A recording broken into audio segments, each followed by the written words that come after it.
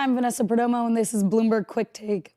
Athlete Unlimited is changing the game. They have done away with the traditional sports league formula to create more player-centric leagues. Their growing network of women's sports leagues has now just signed a 7-figure deal as they continue to expand through 2023.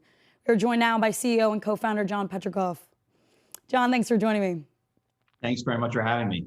So can you give our audience a little rundown of the formula you guys are using? It's different from the traditional sports league model.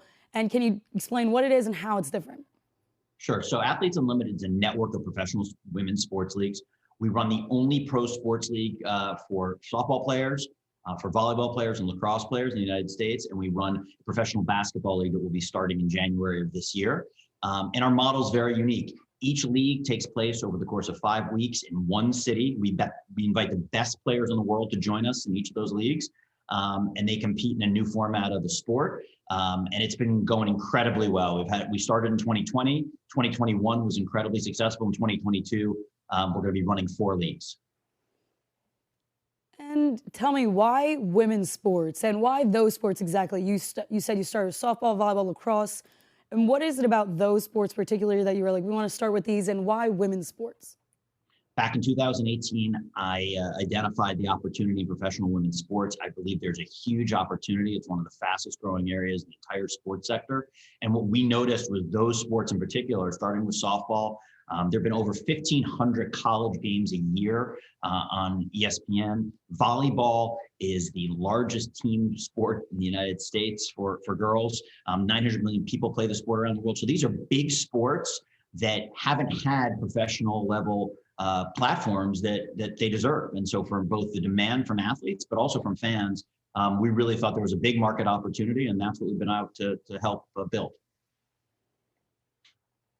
And what's the reception been like since you started in 2020 when you said it's been greater? So what do you see from the fans' engagement level and the growth that you're seeing on your side? Yeah, so we're seeing tremendous fan engagement, but we've really been able to build now a significant platform with scale. We've had games on national television. We've had robust social and digital assets and content that's been created year round.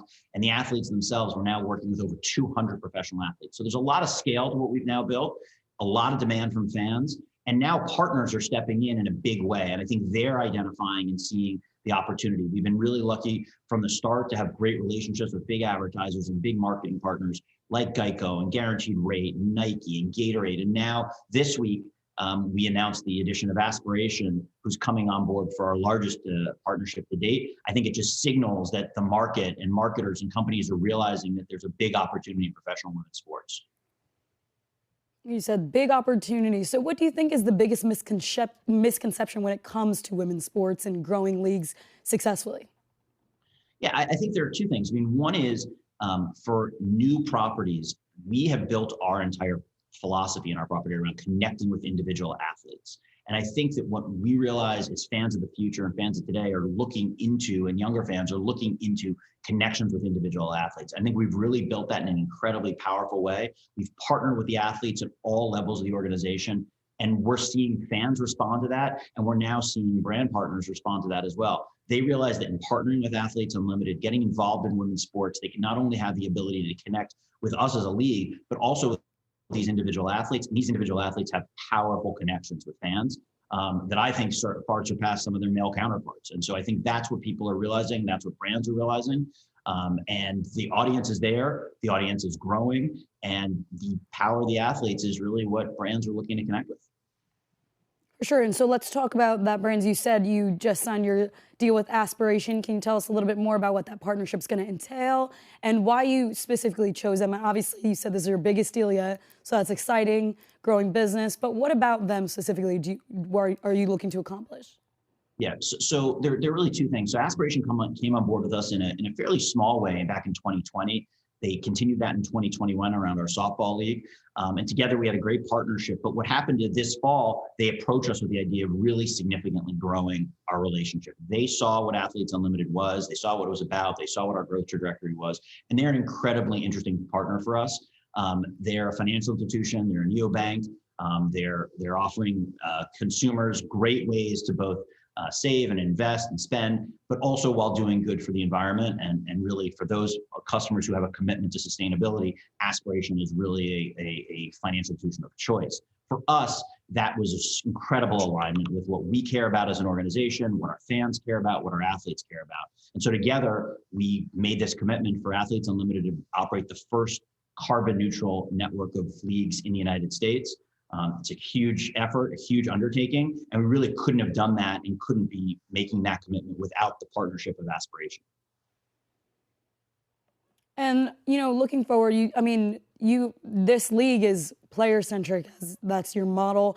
And a lot of people that I've talked to within this sector of women's sports say that to make it successful, you don't just have to follow the baseline of what has made leagues successful in the past. Is that one of the reasons why you chose your model that you have right now?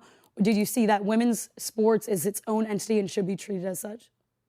You know what? I've always believed that more important than anything else is we're operating and want to be one of the best sports leagues and sports organizations in the world. Yes, we're operating professional women's sports, but honestly, we are going to be a best-in-class sports organizations, operator of sports leagues, that whether it's men or women, I think you need to follow the same model. I think you need to think about where fans are going today, what they care about, and we believe firmly they're connecting with individual athletes. They also care about what you as an organization stand for, what your athletes stand for. And we believe that a partnership, again, with Aspiration around sustainability is incredibly consistent with what we've cared about from the beginning, which is uplifting our athletes as leaders in their communities, setting an example and being a values-driven organization. And so I think that's important to fans. I think whether it's in men's sports or women's sports, I think the same applies. And we really just see the opportunity and commercial opportunity on the women's side.